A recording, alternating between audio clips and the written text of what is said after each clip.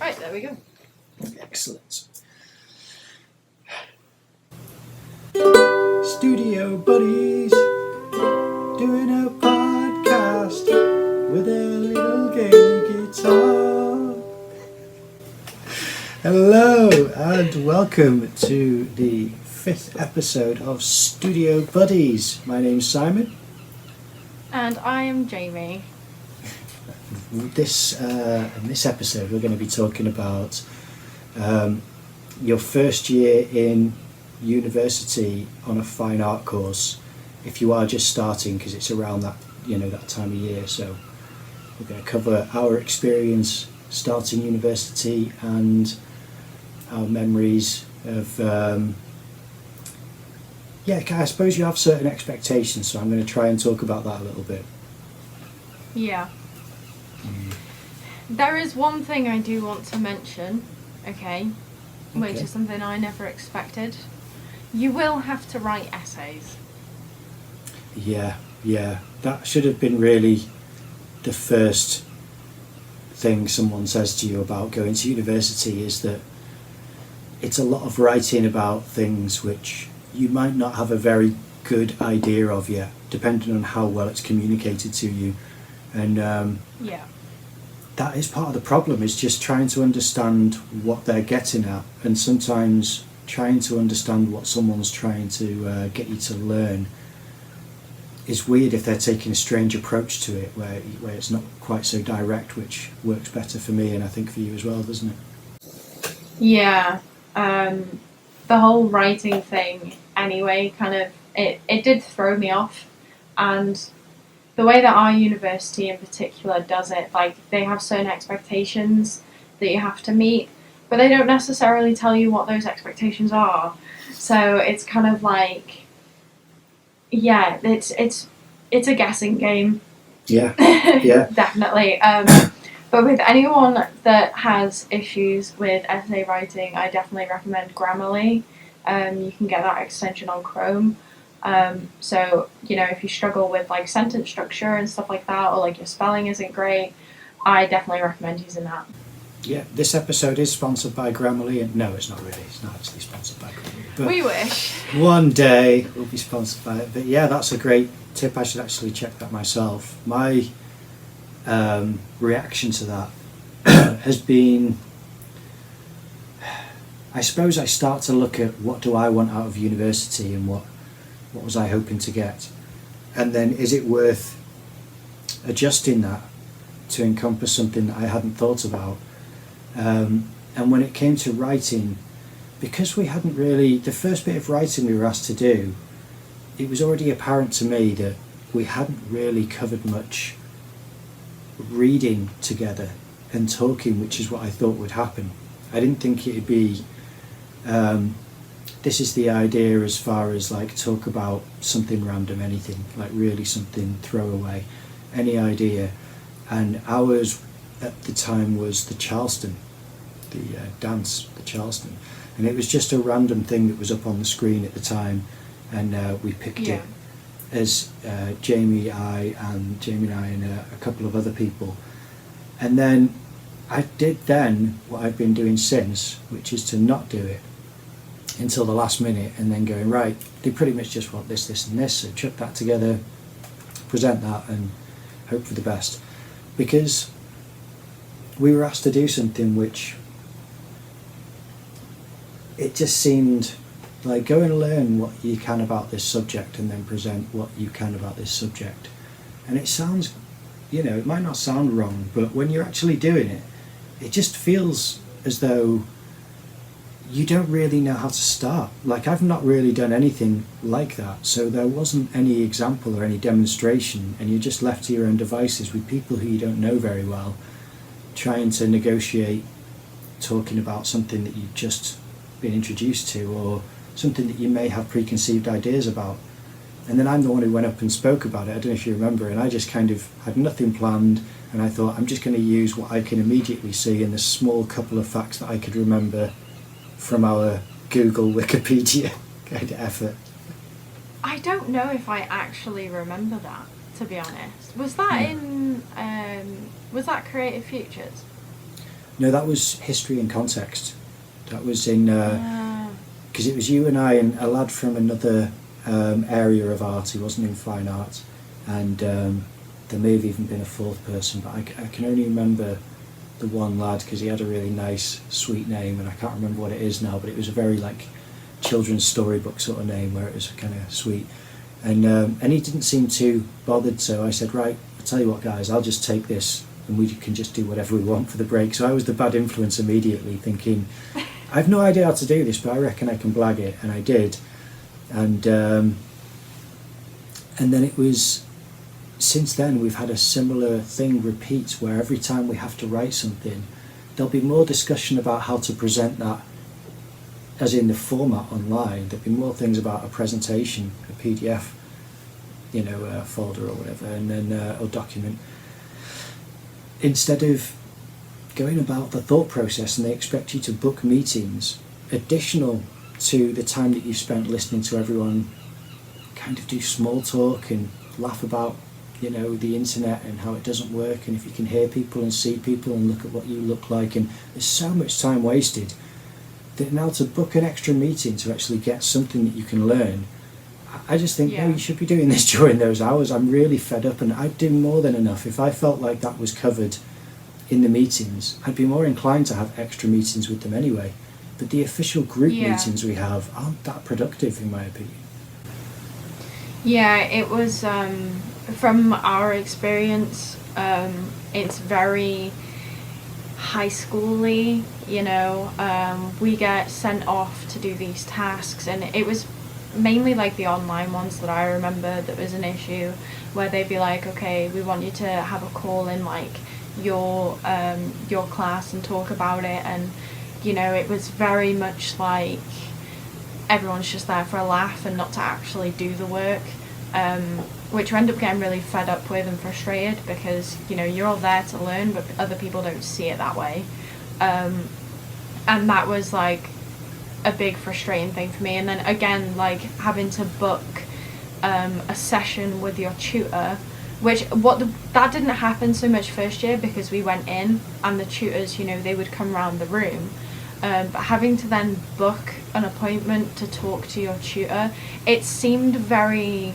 I don't know, like doctor-esque, Mm-hmm. And it puts you off wanting to do it, because you shouldn't have to book time to talk to someone that is supposed to be teaching you. And I think, especially with like some of the tutors that we have, they're very much in on this high school feel of university. They like to joke around and stuff as well, and there isn't that element of professionalism, which makes it harder, because you're there to have a professional qualification in the subject that you want to study, and yet your tutors aren't being professional about it, which is really weird. Yeah.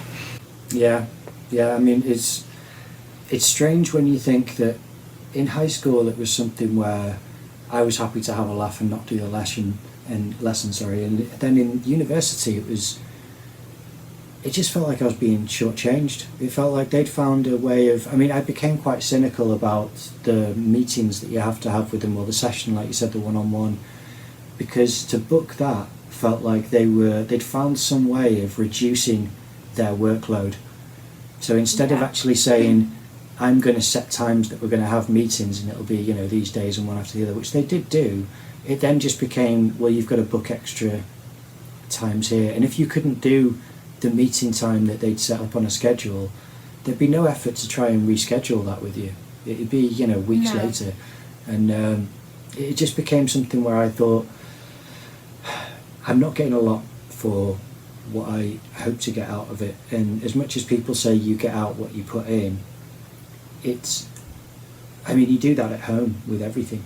You do that without university. Yeah. So to have anything from university, it's not as though they give you more if you give them more, because I've done a lot of work. If you look at my submissions on the university platform compared to other channels, I've put up loads of stuff, and not other people's stuff necessarily, my own work more than anything, and there's no interaction with the tutors, there's no response or discussion from them about your work.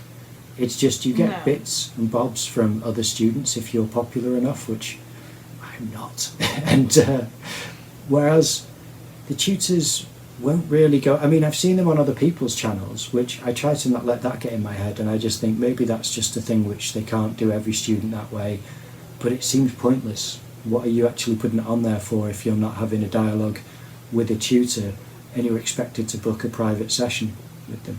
It's it just seems really inefficient. That was, yeah, you're right, to that whole dynamic that you start to realise is not professional is really disappointing and can be quite disheartening. For me, it was uninspiring for creative work. Yeah. And I think, like, it doesn't even go from, you know, them just having this non-professional approach. It's also the kind of work that they set, especially, like, you know, I'm not generalising to every university, but the one that we go to, it was very much just get messy and play with things and see what happens. It wasn't structured lessons as in, like, you know, we're going to do perspective and form and life drawing and stuff like that. There was none of that. And I've said to Simon, you know, just like when we're talking over the phone, I had more of that doing a foundation diploma in college than in university. And so when I started university, I had the expectation that it was going to be similar to what I'd done in college, but more so. Yeah. And that wasn't the case. And when I saw, because, you know, we go from everyone's studio spaces, see what everyone's doing, like, across all years. The foundation that they did at university, it was still very much childlike play. And it wasn't like the fundamentals and, you know, the rules that you need to learn so that you can then break them. And I think that is one of the things that I'm not okay with it because I'm paying $9,000 a year to play with jelly and peas, which to me that doesn't make sense. It's not logical to me, and that's why I don't like it. Yeah, and also it's not only from foundation all the way through to, what do you call it when it's your final year and you do like an exhibition? I forgot what that term is. I never know the words for these things, but it's like I don't know what they call it. When it's like you've done you're a third year and you're doing some kind of, whatever it's called, and it's your final piece or whatever. I forgot what that's called. Not piece, but your bits of work that are supposed to be you as an artist. That's not... I remember walking around and thinking, when I was seeing the, whatever that is called for the year before I started, I remember thinking, no one's drawing and painting. No one is drawing and painting in any of these exhibitions. And there was some which looked good, there was some which looked like, what's that doing in here? Why isn't that in like a fashion kind of exhibit or whatever? And fashion can be, you know, fine art, I suppose, but the way it was presented seemed like it could have been, I don't know what you call it, whether it's haute couture or whatever it is, just something where it's more decorative, but it didn't seem fine art where it was like, you know, really, because I mean fashion is so artsy in the high-end ridiculous stick figure, you know, models who walk back and forth in these outfits. It's very sci-fi, quite cool for me, because I wish there were different body types. That for me would be amazing, because I love people of all shapes, sizes and colours, not to be kind of like, you know, hey man, I don't see it, but it's like there's no preference. If I could see a catwalk model with anyone of any size, just your average public, that would be great, especially for the outfits that they make for them, because the outfits are really quite creative and bizarre and eccentric. Not something that would ever, you'd imagine, work its way onto the high street, but for me, for a sci-fi mashup with steampunk and all kinds of crazy stuff like that, it's quite interesting. You know, fashion, I always used to watch that years ago when I was in my early 20s. I'd watch, you know, friends of mine watching fashion shows, and I'd be able to watch it and look at the colours and just go, yeah, it's kind of cool. And they thought it was weird that I was interested in it, and I obviously just liked the design. And I just thought, it's not, even though it's not usually popular among 20-year-old lads, it's to me it was just a cool design thing. And I think I use bits of that influence these days to draw things from imagination. One other thing then that I wanted to say was, the other thing is, as well as how much you write about the play and everything, I've realised that when I had a meeting to be accepted into the university, I brought 2 portfolio folders and a bag full of paintings that some were finished, some weren't. And we didn't look at any of the paintings, we only looked at one portfolio folder. And it was a tutor who, on first meeting them, you couldn't imagine more comforting a persona. You know, you'd just be like, ah, oh, lovely, this is someone who seems like a nice person, dead positive, be able to talk to them. And it makes me wonder whether I'm just a bad judge of character, because that's not who that person is, and that's who that person appeared to be. But anyway, they'd looked at all of this stuff in the portfolio folder that is all drawn, and obviously trying to get better at drawing. And I thought they were going to see that and think, that's what this person's into, we can build on that. But what they saw was, that's what this person's done a lot of, maybe they need to do something else. Or I don't know how they justified it, but it must be something which I just assumed that they would see and hear the student and say, we can offer you something to help you go forward with that. And instead they sort of go, we've got a tube that's full of slime. Go down the tube full of slime. Don't ask questions. If you're asking questions you don't understand, if you're submitting stuff that is not slime based, I don't understand. Where's the slime? And that's what I feel like was the bizarre part for me, is that I'm the difficult one in the studio. Well, I'm one of a couple of difficult ones in the studio. And Jamie, I don't think you're difficult at all. You know, for anyone, you seem so easy to get along with and pleasant. Whereas I'm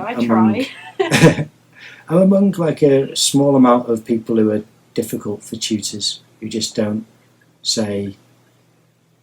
I just feel like we're honest. I feel like if you have that expectation though, and it's not being met, how can you go about your course comfortably and, you know, feel like you can go to tutors when it is completely the opposite of what you expected? Like, I don't think you're difficult with tutors. I feel like you ask all of the right questions, but because they still have the mindset of a 5-year-old, they don't like it.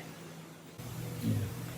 They respond hurt, which is weird to me, because I just think, why are you hurt? I'm saying, are you sure this is right? I don't know if I agree with that. And that upsets them. And I'm like, you're a tutor of fine art, my God. Don't be upset by anything I can say.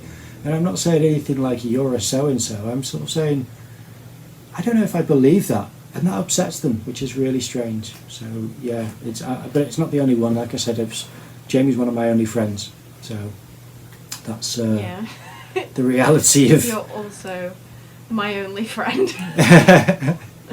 It's hard work. Yeah. It's like you try to do your best, but yeah, it's strange. Okay, there we go.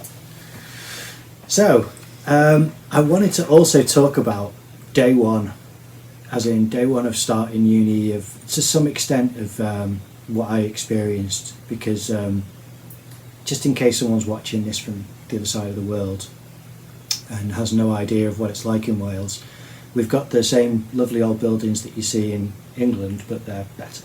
Well, they're not better, but they're Welsh, you know, they're nice. And and it's kind of, we've got this lovely old art building with great history, and it's not overly decorative. It's not like really rich looking, but it's kind of, it looks respectable, you know, with the big concrete pillars. It has those, big, huge stone pillars at the front, and it feels like you're walking into like an old art gallery or something. Yeah. It's beautiful. Yeah. It's got that air to it where instead of, I mean, if it were a modern building, I think it would change my creative thinking, because I'd feel in that place. So when I walked into the art building, I had this lovely sense of the artists and thinkers and writers and people, and, you know, just, you know, all the stories and things that would have happened in that building feels more apparent, because it's got that nice tiled floor, and I don't know, everything about it seemed like, you know, quite old, which was nice, because it wasn't old and dirty, it was old and well kept, you know,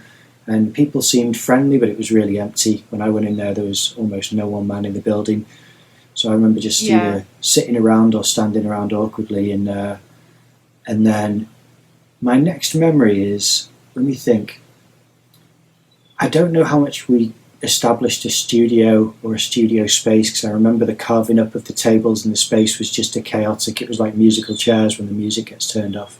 And Yeah. but before that, I think it was before that, we'd had this weird meeting in a long room with illustration students, animation, applied arts, photography, and something else. Maybe graphic design. I can't remember what the other one is. I don't think it is graphic design. I'm not sure. I don't think I was there for that.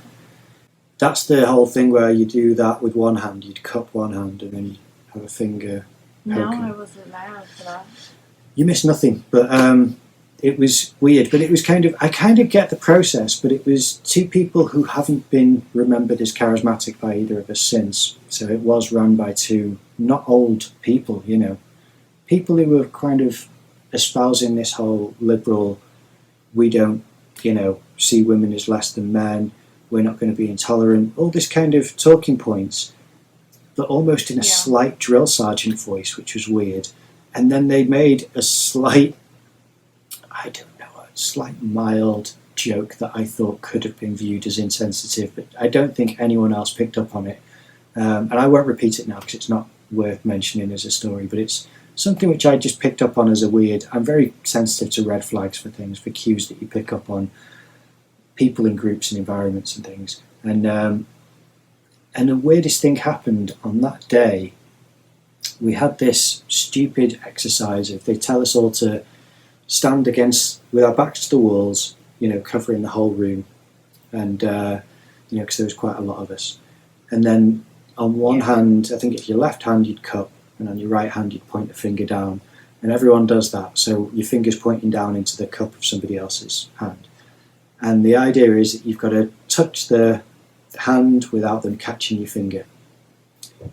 Absolutely pointless and weird, but I think it's so that we could all bond over, aren't these guys, ridiculous for making us do this, and they're getting paid for whatever, making us bond as a group. So I reckon they could justify that as far as it's a load of students who are going to be nervous about being around new people in a new space. Let's get them. So I can forgive it, because I reckon there's a lot of that type of stuff in Japan that I really admire, where all the workers kind of go out and do this whole thing, like what's it called, calisthenics or something, or just cardio exercise, whatever it is. But it's just like really nice to see how this is time that they're all spent exercising and then they go back to work. I reckon if that was your work day, it'd just be much better for having that break, even if you didn't like exercise. So I kind of admire it. So I'm going to be forgiving of the meeting, even though it was absurd. But then we come back from a dinner break, and I'm walking around with, I think, a couple of applied arts students. And we go back in to this room, and we're hearing these murmurs about one of the students being hit by a car and knocked over in the road, like it's bad, gone to hospital, and everyone's kind of worried. And it was just a bizarre day for thinking of who that person is. And she was in our studio. She was a fine arts student, and really nice as well. But I've never asked her about it either, because I just thought surely everyone's only talked to her about that. So I thought I'd kind of talk to her about anything else, when I had talked to her. But so that was weird. And then to get us over that, it was kind of, if you want to go home, you can go home, but if you want to stay, we're going to be doing bits and stuff. And I think that's what happened, and we stayed and made things out of straw with paper, which was actually something which I would have rather happened in fine art than what we ended up doing, because at least we had materials. They were really limited. We worked in groups of threes. We worked together to make a structure. It was fun, and it was working together. We were learning, and we were kind of getting to know each other, and I thought, this is showing promise. There's no more of that. There was no more of that afterwards. So that was my day one memory. My official day one memory, this might be a jumble of multiple days, so forgive me, my memory is shocking. I came into the studio, and everyone was, I don't know if everyone was already sat with all of their chairs, in a circle, or if we all just mutually agreed to sit that way. And I had the assumption, I'm going to go to uni, not going to make any friends, because I was in high school, didn't make any friends. College, my friend group was like, you know, we were all like troubled teens getting drunk on a library field, that kind of stuff. So we don't talk anymore. Yeah. And then we sat in a circle, and I'm not sure if you started talking to me or if I started talking to you, but we got onto the topic of Sainsbury's, because Simon previously worked for Sainsbury's, I currently work for Sainsbury's, and we kind of bonded on that. And I thought, like, okay, Simon's a cool guy, and I have this habit of, like, I don't want to say harassing people into being my friend, but I will, like, pester them to the point where they just accept that I'm there. And I've had this conversation with many of my other friends, and they've all said, yeah, this is exactly what has happened, and that's how we're friends. So I'm one of those, like, you know, really annoying people. I will assert myself into your life, and sometimes you have to deal with it. And I think it was that day where we had till roll, and we had to, like, roll up a person in till roll, kind of like mummy style. And it was so awkward because we didn't know each other at that point, and I'd still feel awkward doing it with the rest of the group now. Simon probably not so much because, you know, we like to mess around and have a laugh, but if I had to go back into the studio and do that again, it would be the same. It was very awkward. And then I remember, like, my tutor being like, oh, you know, let's just have some fun. So, like, me being me was like, I'll lie in the till roll. I'll get buried in it because I felt awkward and I didn't know what else to do. So that's what I did. And then I don't really remember what happens after that, but a few days later, we were doing... we had to go, like, walk around town and take pictures of, like, shop windows and stuff. Wait, before you move on, sorry. Quite... Can I stop you, because I've got things to say about what you've just... that day okay, you've mentioned, yeah, I've got a different memory of some of it. My memory of talking to you about Sainsbury's, I think, was when all the chairs and tables had just been moved to the walls, because I don't think that they were against the walls. And they were just pushed out of the way. We hadn't established who was sitting where, from what I remember.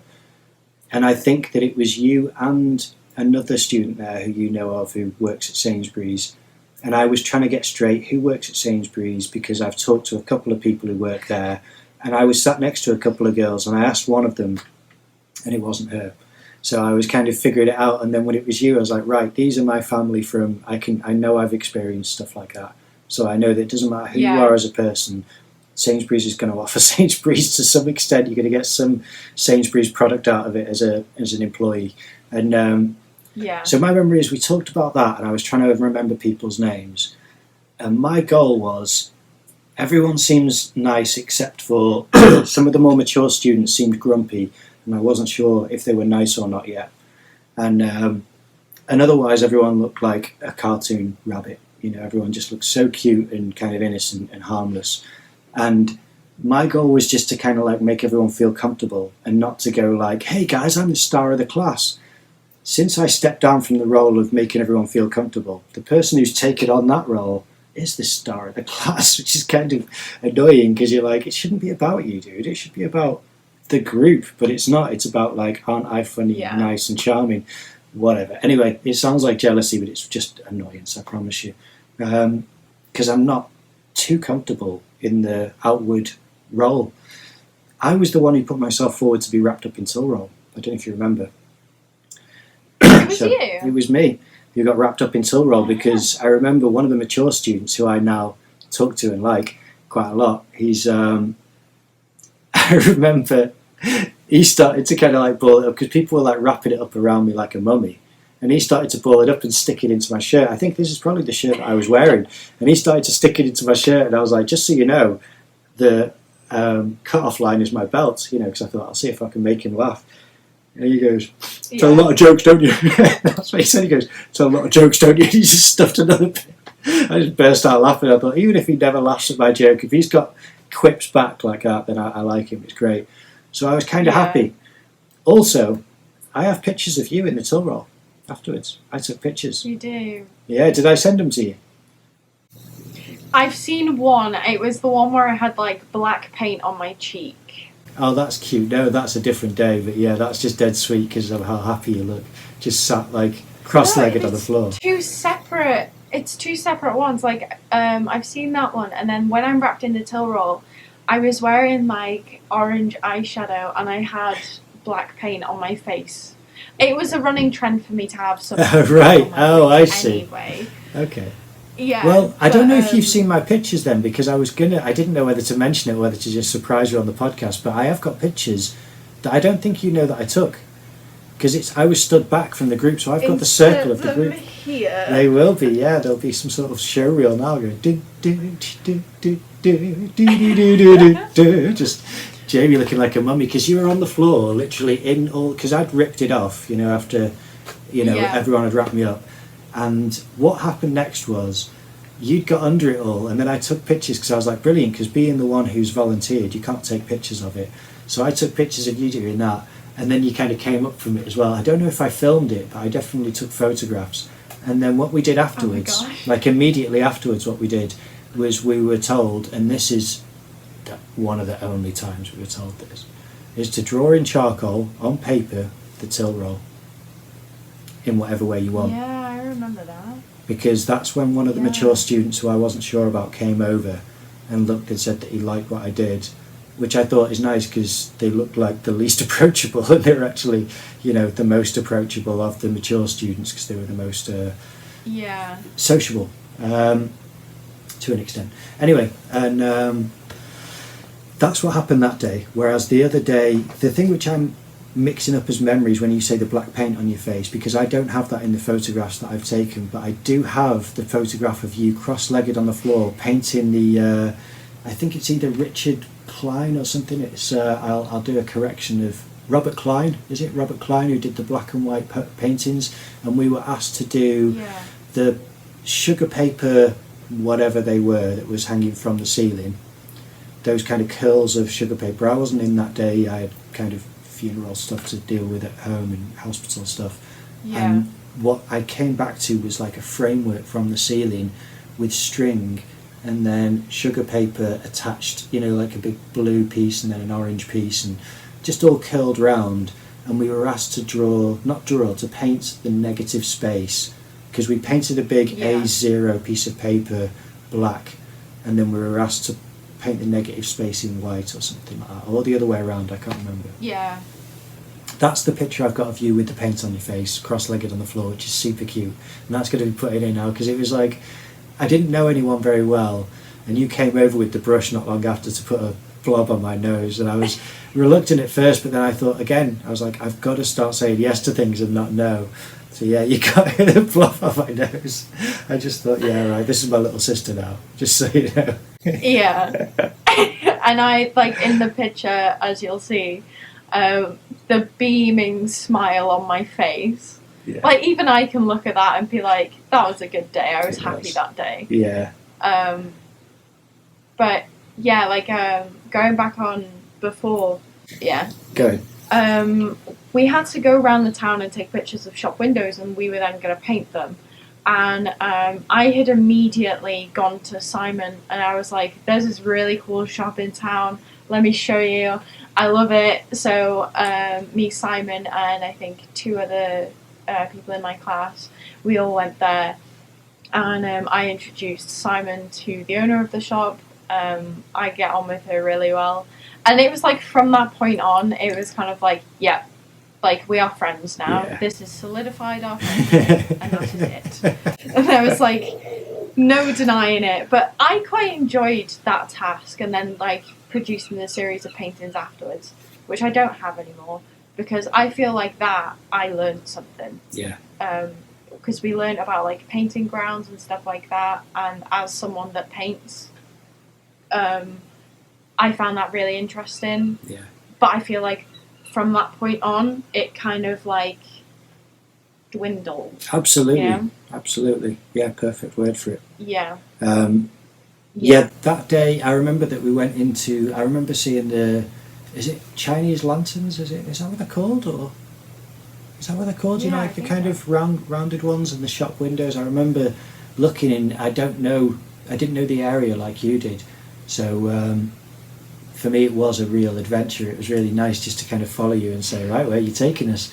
And I was I've told you this, haven't I, since? I should have held it for the podcast, but yeah, I wasn't inclined to say yes when you asked me that. I had to override an antisocial aspect of my personality in order to sort of fulfill the brief of university that I went in with, which is be social, say yes to things, and so we did, and I really loved it. And the two people who came with us, I still love both of them. I've only spoken to one of the two of them much more, but I still would be quite happy to keep in touch with both of them as well, because they just seem decent, seem nice, and I might have photos of your work, from that time, because I used to go into uni first thing before anyone every day and take photographs of all the walls and try to photograph people's desks, because I'd always be there first thing, because I had a routine where I loved travelling that far to uni, because it means that I could get on the road before anyone else, watch the sunrise, and just be inspired on the way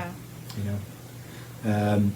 So I might have pictures to show you, and that was, as someone who doesn't paint very often, it was really useful to kind of do some of that stuff, because I'd not even thought about what acrylics could do in acrylic inks and things, so some of those exercises were great, and even without the acrylic inks, just inverting colours familiarised me with colour far more than I had done otherwise, so it was a really another good day, I'd say. It's kind of just the day that preceded it where we started to paint it. I think that week was a pretty good week, because we did spend a fair few days on it, and I enjoyed that because I learned, and I like to learn because that's what I'm paying £9,000 for. Yeah. Another thing that I just remembered, in our experience, other students don't respect the work that you produce, at least from our experience. Like that big piece that Simon was talking about, our studio space, it was literally this big room with our chairs and tables around the outside, so everyone had their work, around the outside of the room, and this huge piece in the middle, and people were splashing and throwing paint at it, and it was getting on other people's work. And people aren't, like, they tell you not to be precious, but I feel like it needs to be me that decides not to be precious, not other people. And I didn't like that. It was upsetting, because, there was a fair few of us in uni that, we like things to be done the way that we do it. We like to have our space the way we want it. And for other people to come and kind of mess around with that, it did cause a fair few issues. And like I said, because it's very much a high school environment, it's not handled in an adult way, which makes it worse. Because you can't, I mean, that's the thing, is that you can't approach them about it. The work being splashed by other people had a sense of malice to it, and that's what made it worse, is that it didn't seem like everyone's work got a bit of spattering. It wasn't. It felt like there was already a change in the studio. Someone else had been introduced, and a little group had formed, and they were kind of a bit more snidey, just a bit more. That's the thing, is that when we say a high school environment, it was the mature students who bring in the high school environment, and the tutors. It was very cliquey, and if you weren't part of the clique, you weren't respected as a person. And it was the mature students that had formed their own clique. And, you had the rest of us younger ones, and I am including Simon in this because Simon is younger than them. If you're not part a little bit. You're still younger, it counts. If you're not part of that mature group, they saw you as children, and, the work that they're doing, it doesn't have as much meaning because they don't have as much life experience and all of that. Like, that's the kind of impression that I got from them, which I don't agree with, because I feel like I have more life experience than a fair few of them, and I feel like I am more mature than a fair few of them because I am not a child. Yeah. And I even will say... Go on. Sorry. I was going to say, I will say, this is not only our studio. There were students who were what I came to understand as returning students. So students who graduated, who were returning to do either extra work in the university or something like that. I didn't really question it. It was just, other people. I even had the experience of them, one of them handling my sketches that they'd asked for to scan for their whatever they wanted it for, and to give someone these sketches. I don't know, maybe it's just me, but I just thought, these are sketches that I've done of an event. That's the event captured. I can never do that again. I ended up finding these scattered around the floor in the studio, and when I told them, they said, "Oh, you see, they were in the studio." And I said, "They were on the floor. They're all been stepped on." Yeah. It's like someone purposely went around the room with my pages and scattered them around and walked back over them. Yeah. And otherwise, I don't know how it's happened. So it was not just our studio. It was people who'd already been and gone and came back. Yeah. Weird. And then, with this clique, there was bullying as well, which you wouldn't expect in a university with adults, because we're all supposed to be mature and adults. But that wasn't the case. There was a fair few people in our studio that were targeted. Luckily for me, I wasn't one of them. But the people that were targeted, they were lovely people. They were just there and they just wanted to learn. But because they disagreed with something one of the other students said, it immediately put a target on them. And it got to the point where one of our students left because she was like, "No, I'm not dealing with this anymore. I don't like the course. I don't like most of the people on the course. I'm going to a different university and hoping to God that it's better." And it shouldn't... She was called a slur. I would consider that a slur. Not a racial slur, but a prejudicial slur against someone who's perfectly gentle and harmless and sweet. Yeah. In order to hurt that person and shut them up. Yeah. And that's not only were they called that in a what was a heated argument with someone who doesn't argue and isn't confrontational, and was probably being very gentle and polite about saying, "Could you please not play that music in the studio all the time?" Because it was literally people who were... she was one of the elder of the mature students, and she wanted to come in and make things out of cotton and string and bits of fabric and then do some drawing. She wanted to really make an honest effort. Yeah. And was treated as though she was a problem because she didn't like coming in when there was heavy metal or rap music or whatever the person felt like playing out of a little stereo that they felt cool bringing in, as if they were a teenager again. And then not only that, there was an incident which I wasn't even in university, and I only heard about this, where one of the mature students started having, was it crude oil and burning oil in the studio? Yeah.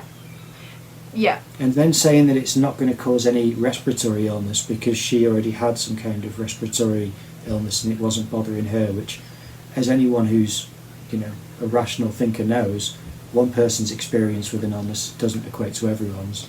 Yeah. So you can't make that rationality on everyone's behalf. Yeah. And there was multiple people in the studio that have respiratory issues, whether that's asthma or, something else. And, we all talked about it and we were like, no, this is an issue. And for me, even using oil paints sometimes, well, in my small experience of using oil paints, there were times where I had to leave because it was getting on my chest.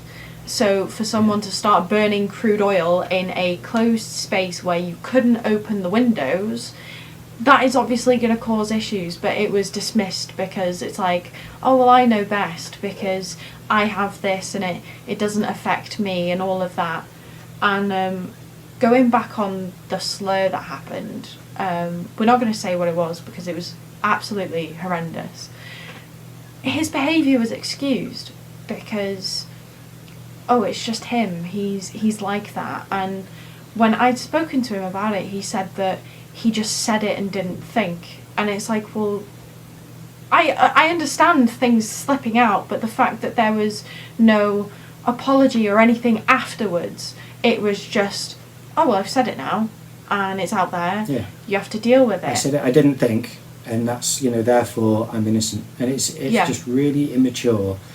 And it's kind of, it was two grown males bullying a female as well, and then she approached two tutors and said, I need you to mediate, and they shrugged their shoulders. Yeah. That was the experience in first year, and since then, I don't know if you know something called the Dutch angle. Have you ever heard of the Dutch angle?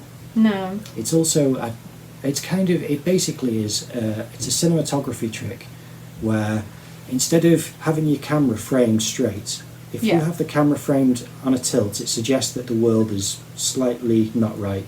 Things are just wrong, and you feel a sense of it, even if it's like a slight tilt, so you don't even notice it consciously. Subconsciously, in films, it's a very good trick.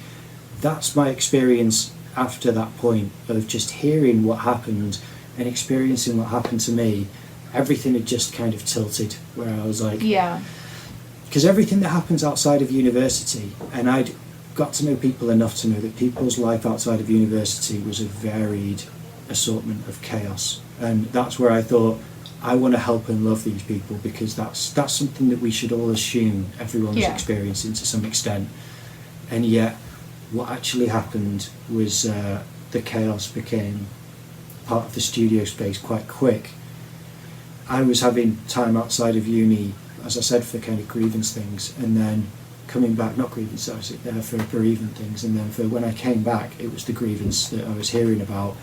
And I tried to talk to the person who used the slur and just said, you can't do that, you've got to speak to her, you've got to talk to her and apologise. Yeah. And then I think it was not long after that I was back in the studio bits at the start of the year, and then it was the pandemic. And there was no more time in the studio to sort of establish, when I'm in the studio, you won't be playing the stereo. So I don't care how much you call me a slur, you won't be doing that. And I'll take it to every single office I have to, so there'll be no music and I'll be known as a dictator, because I'm not that friendly. You know? I had said to you, and I'd said to this student and other students, like, every single day I went into the studio, I would bring headphones, because I prefer working to music. I have to have some kind of noise, otherwise I won't do anything. Not that I did much while I was there anyway, but it would have been worse if I didn't have my own music. So I wore headphones, because I was like, I don't want to disturb anyone else. So I'm going to put my headphones in, and every now and again I'd have like one ear out so I could, if anyone wanted anything. But when I said that, they were like, oh, well, we shouldn't have to wear headphones because, the majority of the people here enjoy the music. And it's like, well, for one, I don't. For two, she didn't. For three, Simon doesn't. And there's more people that don't. It's just you four that enjoy it. So stop. And the majority of people in our studio were young women. Yeah. That's the majority of people. And that's why a lot of those young women aren't going to want to step up and go, I don't like that music. Grown man with tattoos, who's kind of quite, not just tattoos, but it's kind of the way he dresses, the way he presents himself, the way he talks, the way he walks, is big. And that's He's not intimidating. a criticism, it's more... that's the word, sorry, yeah. Yeah. Which makes it, I didn't mean big as in big in size, I meant like it's a big personality. And it makes it intimidating for anyone young who's not had those social experiences with people. I mean, for me, I thought, I'm not sure about him until he came over and started talking, because you just don't know who you're looking at. And I'm not going to assume that people are friendly just because you shouldn't prejudge them, because I'm prejudging them if I assume they're friendly. So, I mean, not that would be a bad thing, but it's not a wise thing. Yeah. So, I don't know, it was kind of the fact that it's majority young women, and if it was young men and women, I don't think you'd have any difference. There wouldn't be young men who'd be like, I'm going to tell them to turn the music off, because you don't. There's a pecking order that is assumed with how much experience that person can wield in order to kind of claim dominance over the environment.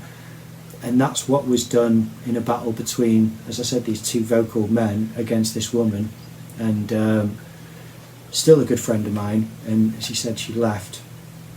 And the way that the tutor framed that at the start of the second year was just a lie. It was just a lie, and it was corrected by one of the two bullies. And they said what actually happened is she didn't like sitting between me and the other person. And then the three of them laughed. Yeah. About that. And you're on camera at the same time, and you didn't laugh. And the rest of them did. You know, so I watched that and I think that's evidence of bullying. Do we now derail our fine art education to go on a campaign of anti-bullying? Because to me, I just thought, she's left. It's still processing. I'm getting angrier and more upset. It's already ruined my enthusiasm and my engagement with the group. What's the best route to take? Do I want to become litigious? Do I want to start, taking notes and gathering evidence? No one wants to do that. Well, I feel like this year, I had enough of second year, okay? I got really frustrated with everyone, and after everything that's happened, I think my approach this year is to say something when I see it, and to be like, actually, do you not think that this is inappropriate, or that's not really how it happened though, is it? Because if I don't do it, no one else is going to do it, and they're still going to be seen as, these charismatic big personalities, that I feel like everyone that isn't part of that clique, they don't like them, because I feel like everyone else has also noticed that they are intimidating and they're bullies, and I'm not okay with that. And this guy that we were talking about, the one with the tattoos, when he's on his own, he's a good guy. He cares. It's lovely. Yeah, it's nice. You can have a genuine conversation with him, and for my first year of uni, he got concerned about my mental health because I started to really struggle. And, there were multiple occasions where he would take me to one side and be like, listen, I think you are dealing with something, and I'm here. And there were occasions where we went for a meal for dinner, and it was great because it was just me and him. But as soon as these two other people come in, it's like he has to impress them. And I'm not okay with that, because he's a good guy until he's not. And it's these other people that are a negative influence on them. And, when you see these other two people, one of them, she's a mature woman, okay, you look at her and you think, oh, she's really sweet. And then she opens her mouth and you're just like... What does that mean? Who would say a thing like that? What an absolutely horrible thing to say. And that's what she does. And she actually came up to me at one point in first year, and this is the student that Jamie was talking about, and you don't expect her to say anything ridiculous. So you're not prepared for anything passive-aggressive, or anything aggressive, or anything kind of just weird. And it is just weird when it comes out of her mouth. You just think, what? What? You just don't understand what you've heard. And she'd come up to me and said, well, you say you've curated exhibitions, but what have you actually done? And I just laughed. I was like, I don't know, a few. I've done ones in Manchester and Preston, and I don't know, I don't really make a list. I'm not big on name dropping and kind of credentials, really. I was just sort of, I've experienced it as in, if you want my opinion, I'll offer it. But if I've got no decent opinion to offer, I mean, she wasn't to know this, but if I've got no decent opinion, I'll say, I actually don't know. I just don't know what to think about that. And I'll hold my hands up. I won't pretend to know stuff, because I don't think that's handy for me or good for anyone else, Yeah. And... So sorry, go on. No, you go on. I was just thinking, so it reminded me, because she ended up, when I started telling her that, she just kind of like smiled and walked away, just waltzed off whilst I talked to her. I just left confused and just looking over at the girl sat to my left who didn't seem to have noticed what happened or whatever. And it's like, that's like a chip on her shoulder. I felt bad for her. I didn't think that she was trying to be nasty until afterwards. And there was even a meeting that I went to once, which the guy who, we're saying is a nice guy on his own and not a nice guy with a group, I think, like I said, it's like seeing a mature person with an immature persona, so it makes it a bit volatile, where you kind of like, where are the boundaries of this person's kind of, restraint?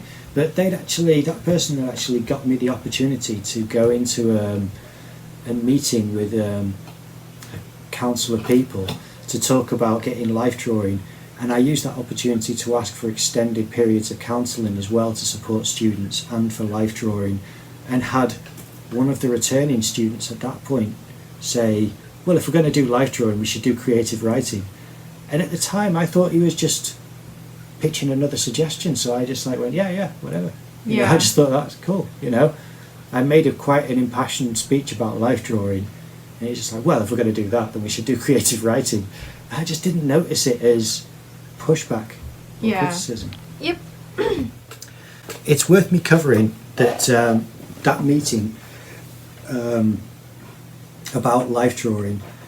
And it wasn't a meeting about life drawing. It was a meeting with a panel. What is it? A committee or something? That is. It's like student reps and stuff like that, wasn't it? That we're invited, and I wasn't a student rep, which is why it was a favour to get me a spot there, so that I could talk about it. Because this person did say to me, you could argue for this better than I could, and after a day in the studio, I could sort of weigh up that not as many people were drawing. Oh, this is something I've got to say quickly. One of the first things when we established our desks, which was a nightmare, like I said, that was like musical chairs. It was literally like everyone's just taking table, let's just push a table up and sit down somewhere, which is terrible, and there's not much space. And one of the first things the girl to my left said was, I hate the sound of a pencil on paper. And I was thinking, you're on a fine art course, and little did I know, she was far better suited to this course than I was, because there's not going to be much sound of pencil on paper, and I thought there'd be almost nothing but the sound of someone rendering something. So that was a disappointment. But back onto the topic of the people who, asked, basically were just asking the student reps how the course was getting on, what they liked and didn't like, and I was given that opportunity to pitch for life drawing. And I did this whole, it's really important, it underpins all drawing. Even if you're going to work from abstract, you can always use the foundations because it's a strong thing to build from. And if you're never going to do anything figurative again, knowing perspective, composition and life drawing it's going to add to it. It's never going to take anything away from doing stuff. We've got a great studio space. We're right at the end of a corridor, we're high up, we could easily cover the glass. I know people who can teach it, professionals who are licensed to teach. I know models who are registered with modelling agencies, male and female. I did everything like that. I said I've been to the illustration students and asked them and they're interested. I've been to the animation department, they're interested. I know that some of the fine art students will be, and if we keep it, so it was covered.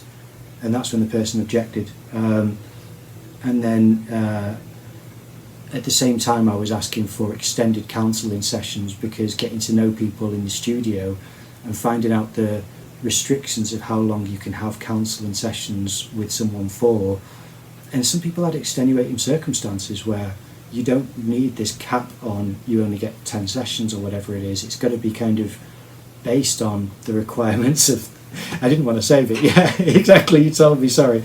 I didn't know whether to sort of say, Jamie specifically told me. Me! And that's why me and this other person who was a problem, when he wasn't a problem, he was a real ally for me, because we talk like concerned parents or older brothers for Jamie, because Jamie was going through a really hard time, and we were like saying, look, I've got a funeral to attend, and also this is happening. And he goes, yeah, don't worry, I'll go out with Jamie, I'll walk her to this place, we're talking about extra therapy and stuff like that. So we were trying to look out for people because we cared about people. So I felt like that's an ally, and that soon dissipated. So it was just a shock and a disappointment, to be honest. And the committee meeting, I say committee meeting, whatever that meeting was with the student reps, when it actually came to fruition, I was so done with the course that I didn't even attend, and Jamie did, and her and two other people who attended have told me their experience, and it wasn't good. I had previously been to life drawing sessions with Simon, with someone that Simon knows, and I really enjoy it. I need to start going again. But I really enjoyed it, and I had the impression it was going to be like that. However, it wasn't. The first pose, she was holding her puppy, I've nothing against puppies. I love puppies. I love animals. However, I didn't come to a life drawing session to try and draw a woman holding a fidgety dog, and then, she was a bigger lady, and she'd said that she quite enjoys being a model because she gives people the opportunity to draw bigger people, and she quite enjoyed that. However, the whole premise of this was that she was still wearing clothes, and she was wearing pretty baggy clothing, and for one of the last poses, she decided to take off her shirt. She wasn't showing her front. People objected to that, and she was like, no, I'm comfortable doing it, it's fine. I do this professionally anyway.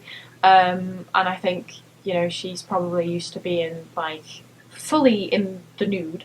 And she sat with her legs, like, with her chest facing the back of the chair. She was holding onto the back of the chair, and you just had her back. And I think that was probably, like, the best pose that she did, because you could actually see, the form of her shoulders and her arms and, like, the curves in her back. But it was so disappointing. It really, really was. And we spoke about this a few days ago, and we think that it was probably just so that they could check a box and be like, yeah, well, we've done it, because they haven't offered anything since, which is really disappointing. But, there we go. Well, just to clear up why I didn't attend, it was not only that I'd had bad experiences since the ones that we've discussed so far on the podcast, that other things had just kept happening. And then also, I've never seen, and this sounds petty, but I've never in my life seen a life drawing session be advertised without a picture of life drawing, without someone doing some sort of mark of some kind. So that was a red flag for me. There was also no information about poses, about where the poses will be derived from, about materials, about guidance as far as I'm aware. I don't know if I did take a screenshot of the advert. If it's still there, I will, because this to me is evidence of showing people how to not do things like that. And one of the things is that this model didn't disrobe because I think it was the girl running it who'd asked her not to, or decided to kind of coordinate it that way, even though she seemed to be asking the attendees for suggestions and saying, what do you want her to do? It's like, you're doing a life drawing. The person who was running this was a returning student.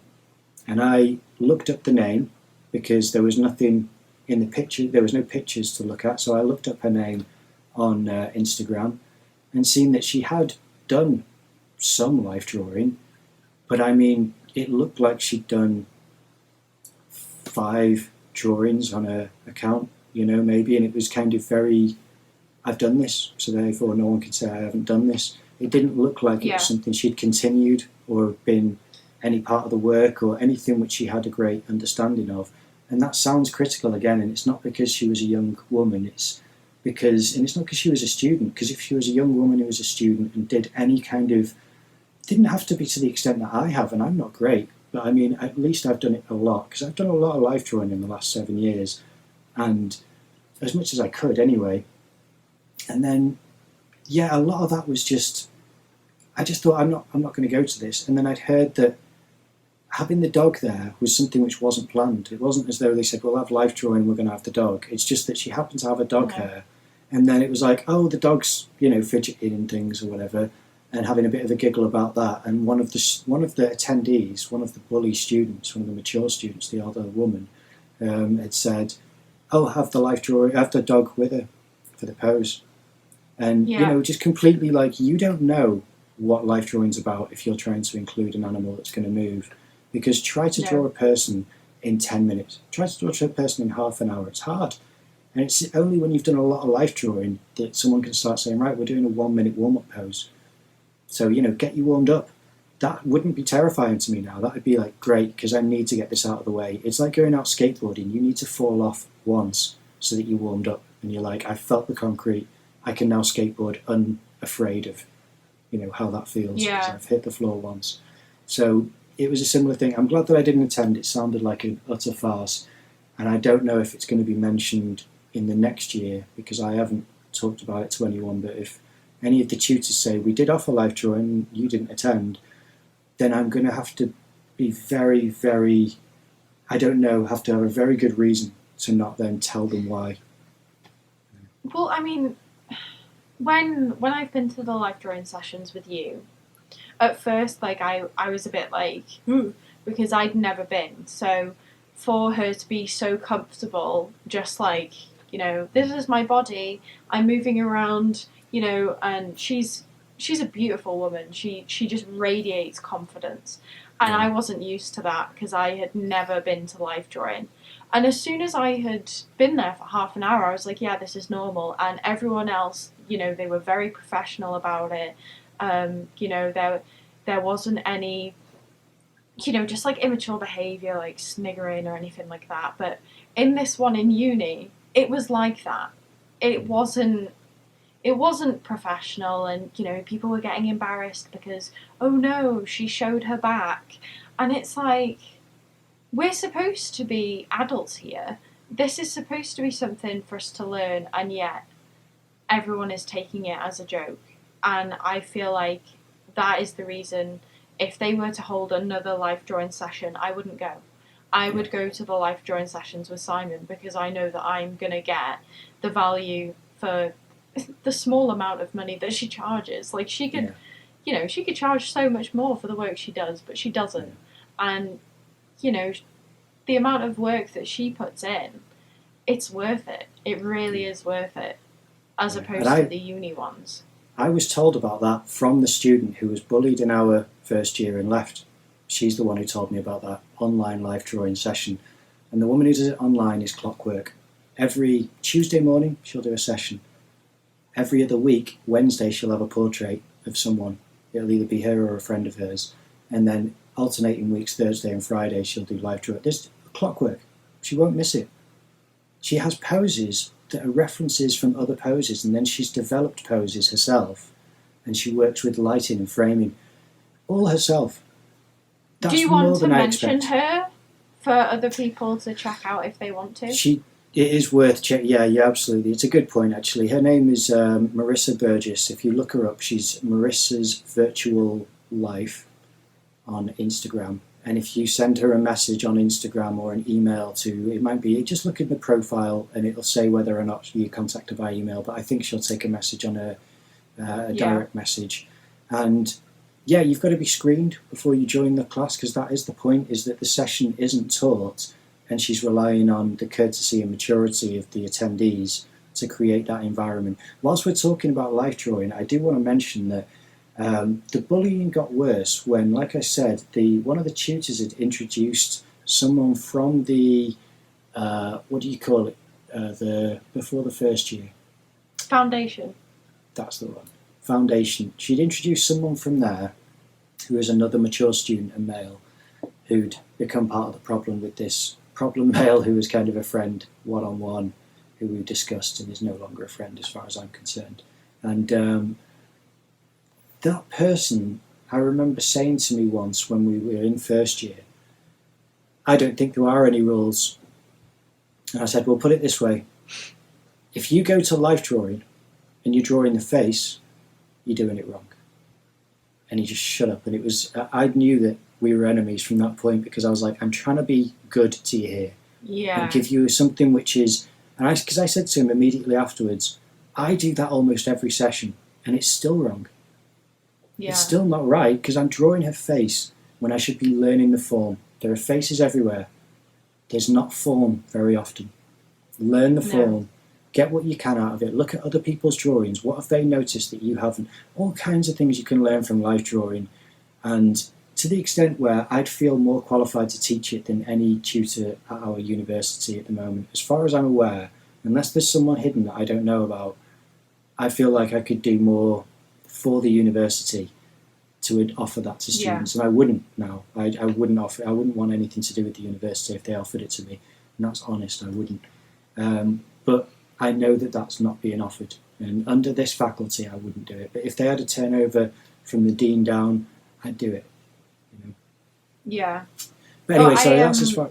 Sorry, go on. Yeah. Sorry, I do want to say, going back on Simon requesting for further counselling, In my uni, I think it was 8 sessions, and I didn't end up doing the 8 sessions the first year because of the pandemic. And my mental health was bad the first year anyway. Second year, it got worse.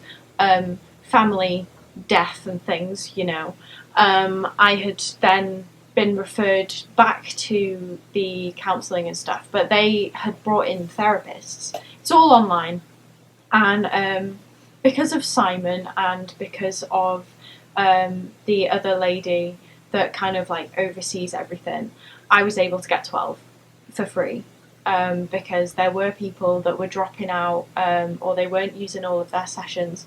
So if you come across the barrier of we're only able to give you 8, if there's any way that you can negotiate and be like, if there's anyone that drops out, can I please have their sessions because I'm struggling, you need to do it, because otherwise it won't happen.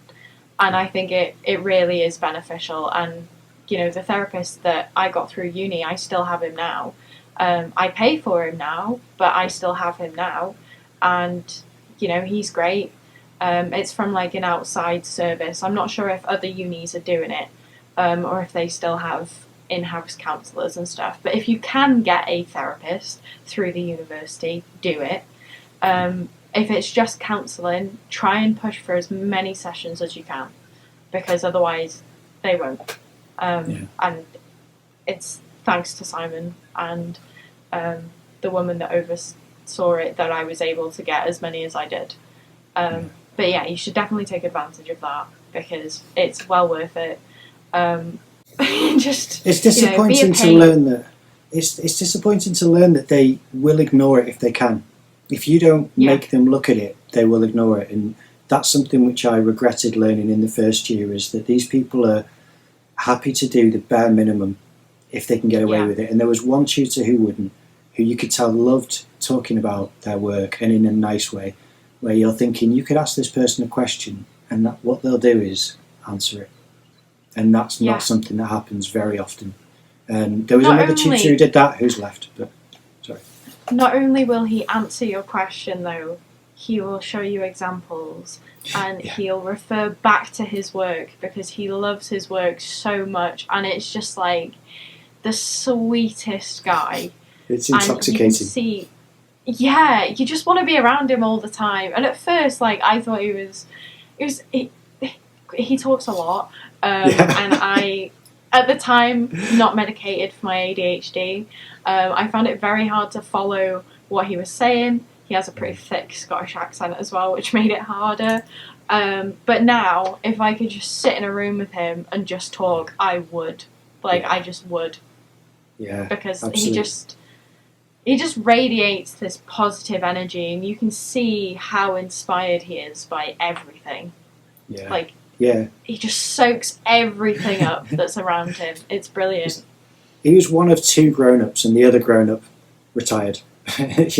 So we're left with a similar problem that we have with the bullies in our studio, and now the tutors that are left, except for the painting tutor we've just mentioned, who just goes along to get along because he's not trying to cause any ripples. He's just very congenial, and he's not a problem. He's only he only adds to the environment. So, but you had something else that you wanted to talk about before I get you off the rails.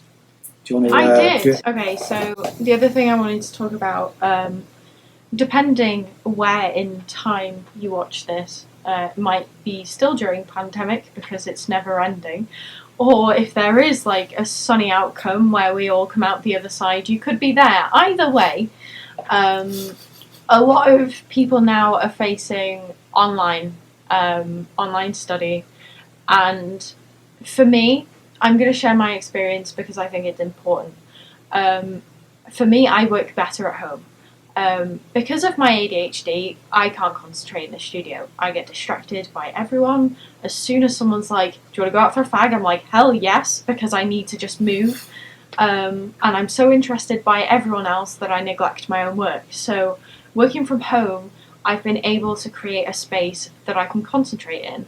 And whether that's like me sat painting on the floor, listening to music or watching things, I'm able to produce more.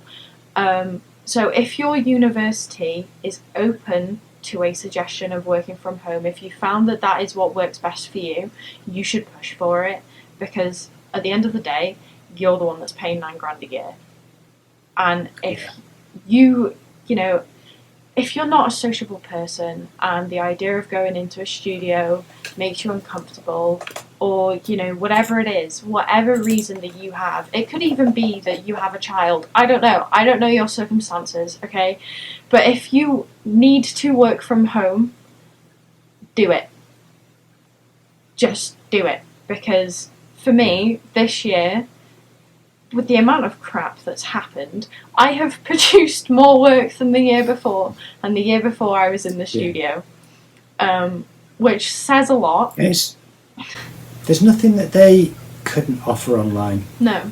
There's nothing which in the studio, I mean, we were hoping for a real in-person experience, and because the painting tutor didn't do demonstrations and he's only just started doing them, it's shown that you can do that on video. Yeah. He can position the cameras so that no one's chair is, not being able to see. You can put the camera right where you could watch it. Yeah. And show you what he's doing to the painting. There's no reason why that isn't the norm now, because as much as I would like to have easels and the type of environment that I was hoping for with the student who left, to have just this nice mature, similar to the life drawing online that we're doing, mature environment of studious people who are enjoying drawing or painting or building, whatever you make or whatever you do for making work, but just to be respectful and considerate. It seemed like it wasn't possible in uni, and it's only possible among like-minded people outside of uni. But there's no reason why, that can't be created online. I have found, unfortunately, is that the online environment, it's not too dissimilar to the in-person environment. It's quite childlike, and the only thing which I do for that is to point it out to tutors and say, I'm not joining that group space right now live because they're talking about this. And it has nothing to do with what we're supposed to talk about. So I'm kind of the tattletale kind of person who's like, I'm sorry, I'm not paying $9,000 a year to hear silly jokes that I can hear on the street corner, because I'm in a town where that's just commonplace type of lowbrow, and it's not like I hate it, but it's got a place. It's got a place among kind of camaraderie in kind of downbeat towns, and I'm kind of like, I'm happy to laugh along with people who've got a grim sense of humour in that context, but not when we're trying to study fine art to get a bachelor's honours. It just felt like I'm in the wrong place. I'm in the wrong place here. Yeah. I think if there is a possibility of working from home, because I've contacted my tutor and I was like, this is what's going on, can I please stay? And she comes out with like, oh, but if you come in for like this and this and this, you'll be all set. Which for Simon, I know that Simon isn't going to come in for any of that anyway, and I know that I don't want to. And, it's not only the fact that I can concentrate from home, it's also travel expenses. It was really expensive for me to get to uni the first year.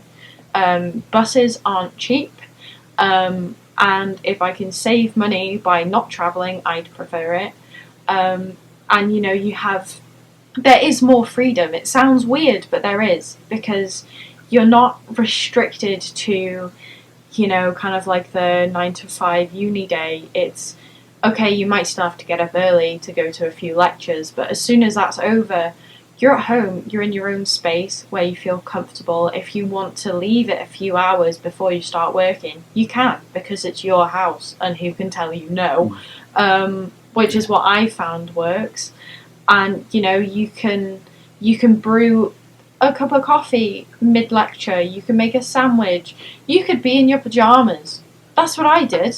I just stayed in my pyjamas, and it was great. Well, another thing is that someone has been adamant that their attendance record is quite important for all the meetings, and I recently pointed out to this person that they may have attended all of the meetings in person, but if they're not watching the videos uploaded, then they've just attended a meeting and they're trying to remember what happened. And this person is, great attendance record, but doesn't remember the specific wording, has reframed it in a memory.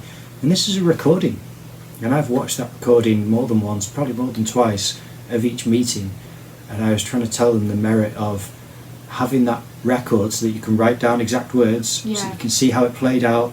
How did I look in that meeting? Did I look silly, or did I say anything wrong, or was I unfair? It's good having videos where otherwise you've got an in-person memory. You may have misunderstood something, and they don't communicate very well. So No. to have something where you can go back and say their exact words are this, does it mean anything yet? Because sometimes it's still no. You know, with these tutors, they're just not great at their jobs. Yeah. Where even the best tutor among them can be a bit abstract sometimes, where you go, can you just put it in, you know, layman's terms for me? If I'm not speaking your language on your level, how would you say it to, just assume I'm an idiot. What does that mean, you know? Yeah. Because I'm pretty much an idiot, and I don't know what that means. So, because sometimes it's abstract ideas. I just want to say, like, for anyone that has, anything that's going on in their life, be it like mental health issues, family problems, disabilities, if they can give you the option from working from home, they should. And, with my experiences, for my ADHD in particular, it wasn't only that I wouldn't produce any work in the studio, it was lectures I couldn't focus in. I'd end up just sitting there not paying attention because it was just too much. I wasn't engaged in it. So if I could have those recordings, because like Simon said, it's really important now, from going from online back to in person, that they could have that option, because if you can look back at the recordings and take notes from that, it makes it easier. So for some of the lectures, say if I missed it, or if I got too bored and frustrated on that day, I could rewatch the recording, take down the important notes just so that I had them. Whereas if I'd have gone in person, as soon as that lecture's over, that's it. Like, you don't get to watch it again.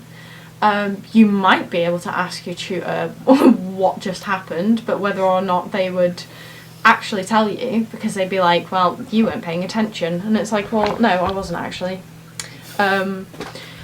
If they can allow you to have that opportunity, it's beneficial. Even if you want to go into the studio, ask if it can still be recorded or something like that, just so that you can have something to go back on, because there are going to be points where you finish a lecture and you're just like, what happened?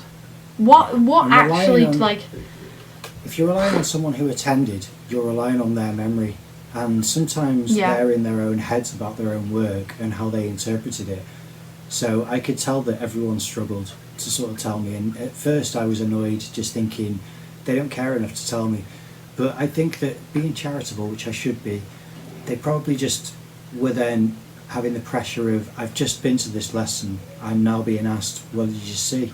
And it's like being given a test. So I don't think anyone would like that, and that's what I was relying on, being that I had outside of uni things happening. One thing I will say about the online thing is that I think it's important for those reasons. It's important for the reasons of the pandemic.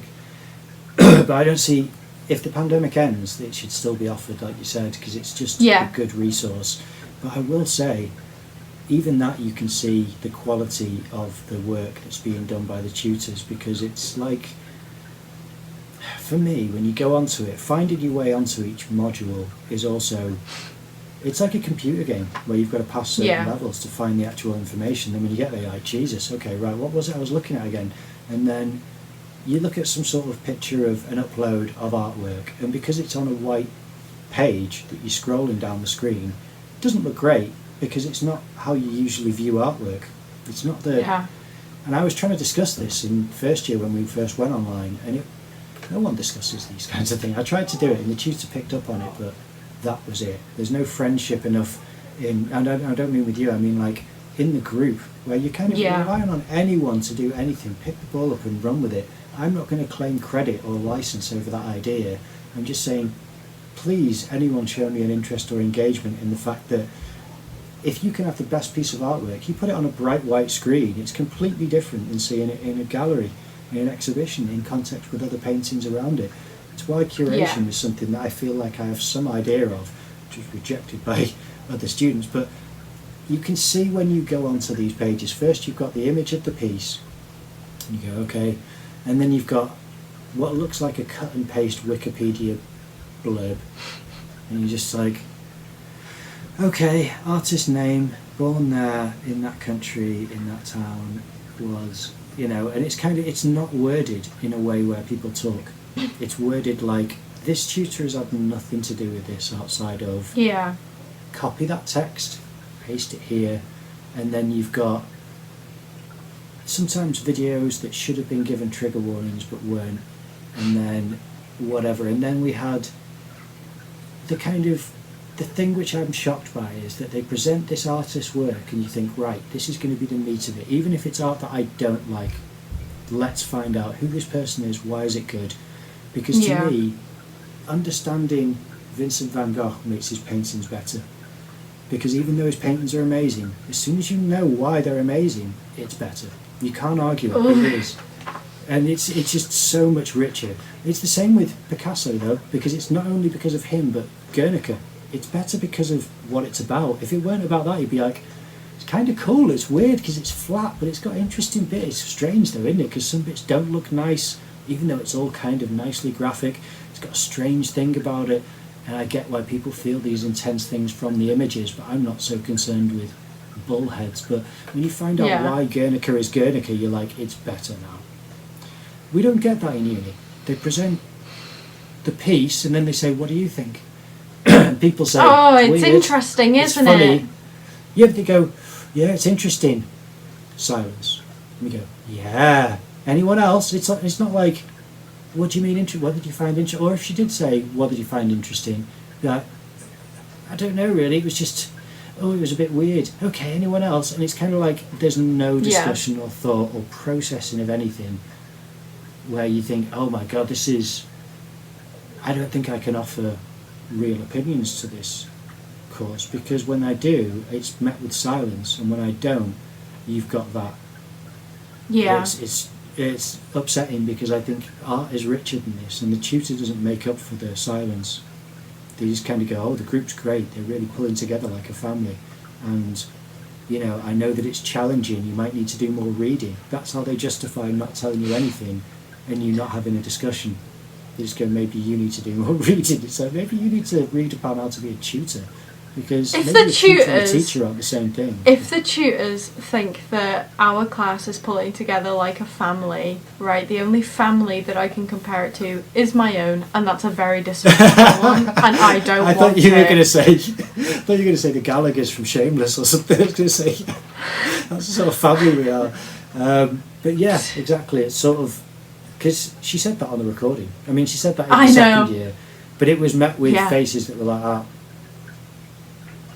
And kind of people looking down and looking away like, we're not a family. I mean, we're not a good family or a healthy family, like the expression is supposed to mean. And yeah, but she just, oblivious. Didn't register that, just thought, guys, that makes me look good. You are a family. You're a real community. You've pulled together. Okay, repeat after me. She didn't actually say that, but that it feels like we're sitting down and saying the Lord's Prayer whether you like it or not. Yeah. That's what we do. You know what I mean? It's just like, no mate, I'm not doing this for your ego and for your qualifications. God, no. But I think sorry, so if you can find someone in your class that you get on with and that you can like bounce off, that is better than nothing. Because I think I've always thought that it's important, like as creatives, that we have someone to bounce ideas from, and if a tutor isn't going to give you that, you should try to find someone in your class that you're able to do that with. So for me, it's Simon. Like, I mean, you may think it's someone, and then you find out they're not the person they seem like. That's the good thing about the fact that we did make friends, is that there were other options for friends, and it just wasn't what it could have been, because of one other person added changes the group dynamic, and one other person was added to our group, and it was just enough to tip it over to those inconsiderate negative people. Yeah. But like Jamie said, that makes all the more value to actually having in uni one of your own studio buddies doing a podcast with a little gay guitar. Thanks for watching. Thank you. Bye.